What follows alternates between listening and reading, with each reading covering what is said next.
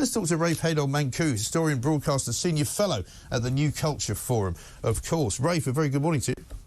Always a pleasure, Mike. Thanks. Yeah, thanks for joining us. You know, the latest in the world of the culture wars is that Gary Lineker stepped up to the plate once more this morning to tell us that Just Stop Oil is a very important cause, and it's probably more important than the sports events that he himself actually covers. You know, he's literally encouraging these people now to just roll onto any kind of playing area, any pitch, any cricket field, any football stadium that they feel like doing because it's such an important cause. I mean, it beggars belief, doesn't it?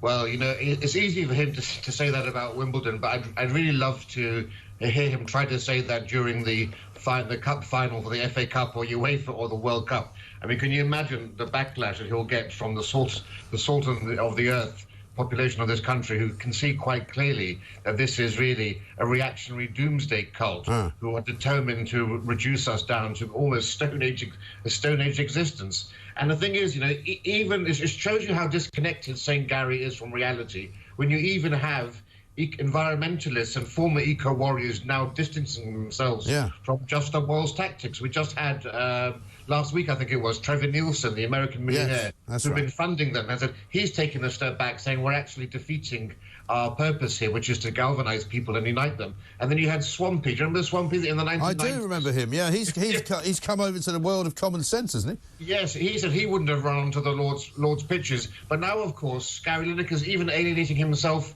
from his, muesli-eating Westminster bubble media elite set, because once you start going for Glyndebourne Opera, once you start going after Selfridges and the Harrods and after the Ashes, you're going to find that you're losing a lot of the former supporters amongst the middle classes and the upper middle classes. And so we're seeing now, of course, the media finally beginning to take a turn.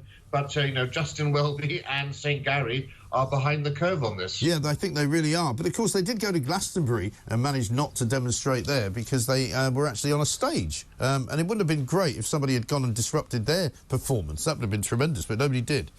Well, I always remember Jon Snow during the when there was a big Brexit parade in London, when he said he had never seen so many white people. Yes. This from a man who goes to Glastonbury every year, which is 99.9% white. Yes. Well, I've never seen so many old white people as I've seen in any Just Stop Oil presentation. I mean, the people at Wimbledon were all pensioners. The people that you see marching around London are all pensioners. And I saw one Just Stop Oil kid, because they're either pensioners or students, putting out a picture of his mother getting arrested, saying how proud he was and what a great thing she was doing.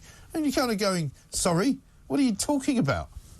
Yeah, there's no greater poster for privilege or, let's say white privilege than a Just Stop Oil protest. If you want to see where all the, the Poppies and the Pippas and Penelopes and, Hugos and Henrys hang out, go to a Just Stop Oil meeting. But there's a more serious point here. I mean, we're talking for something like Wimbledon here.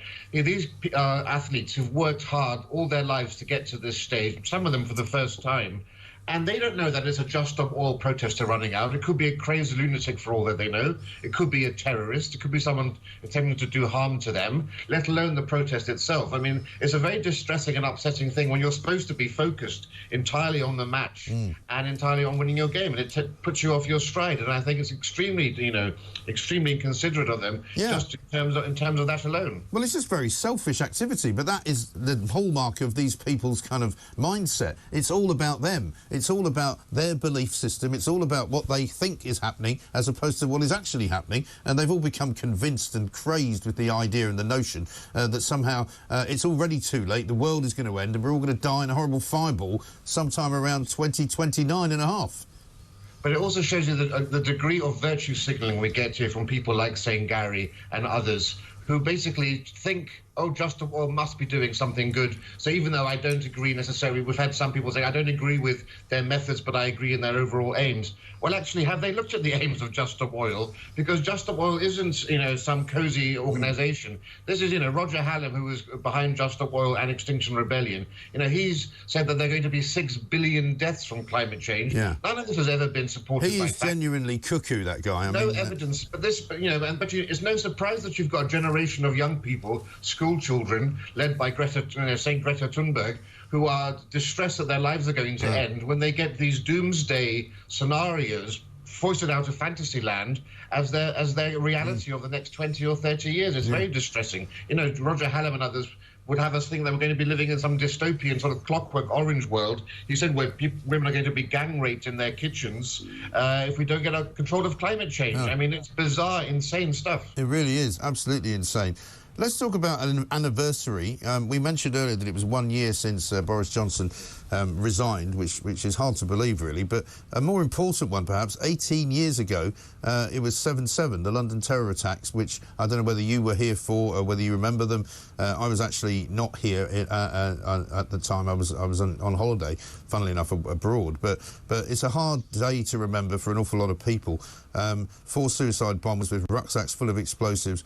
One of the most chilling things, I think, about the whole attack was that they had deliberately planned to explode their devices in a sort of cruciform fashion, as if it was something that was anti-Christian.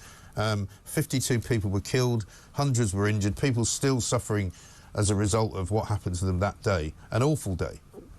It's very important that we remember this day, and I fear far too often it goes unnoticed and unmarked, so I'm glad we are doing so. Yeah. I remember it very well. You know, I used to take the Piccadilly line in 2005 and would get off, actually, not so far from Russell Square Station, which is where one of the bombs was exploded. You know, 700 people were injured, along with the 52 who died.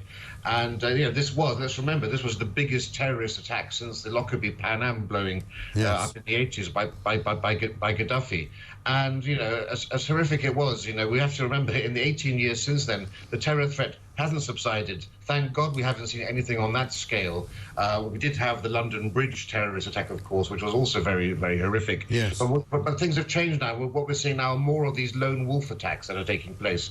You know, you had the Westminster Bridge attack with PC Keith Palmer. Of course, we had Sir David Amess. So terrorism hasn't gone away.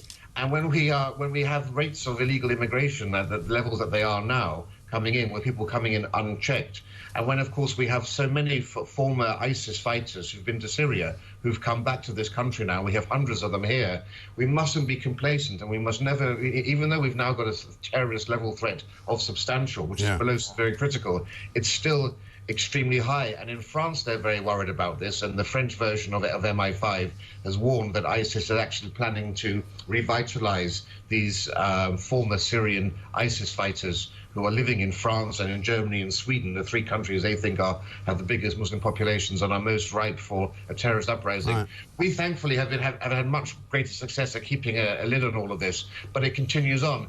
But there's another thing also, is terrorism takes different forms. We still have a teacher in Batley living in hiding 2 years after he showed a picture of Muhammad in school. We had a mother in Wakefield looking like a hostage, being forced to apologize because her child had dropped a book, causing a minor scuff on the Quran, and she was surrounded by Islamic clerics and the police making the statement.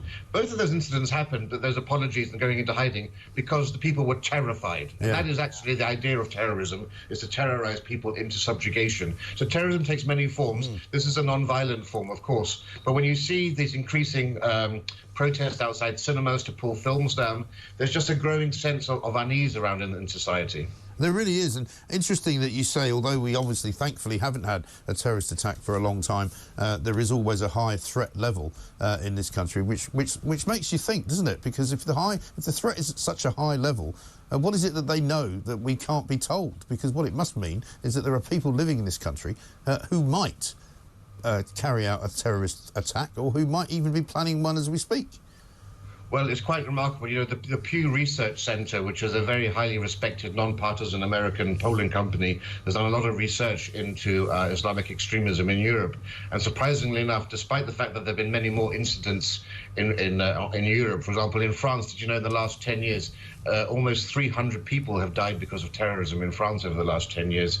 But despite that, the levels of support for organizations like ISIS and Al-Qaeda are actually higher amongst British Muslims than they are amongst French Muslims. Right. And it's quite scary. And it's the same thing. It's all about our segregated communities here, higher levels of homophobia and of anti-Semitism as well. There's a big problem here. Luckily, we've got extremely good security services which have been able to stop so many incidents happening that never see the light of day, thankfully. But it's something that's always been on our guard for. And nothing is going to get solved when we continue to let this go unchallenged.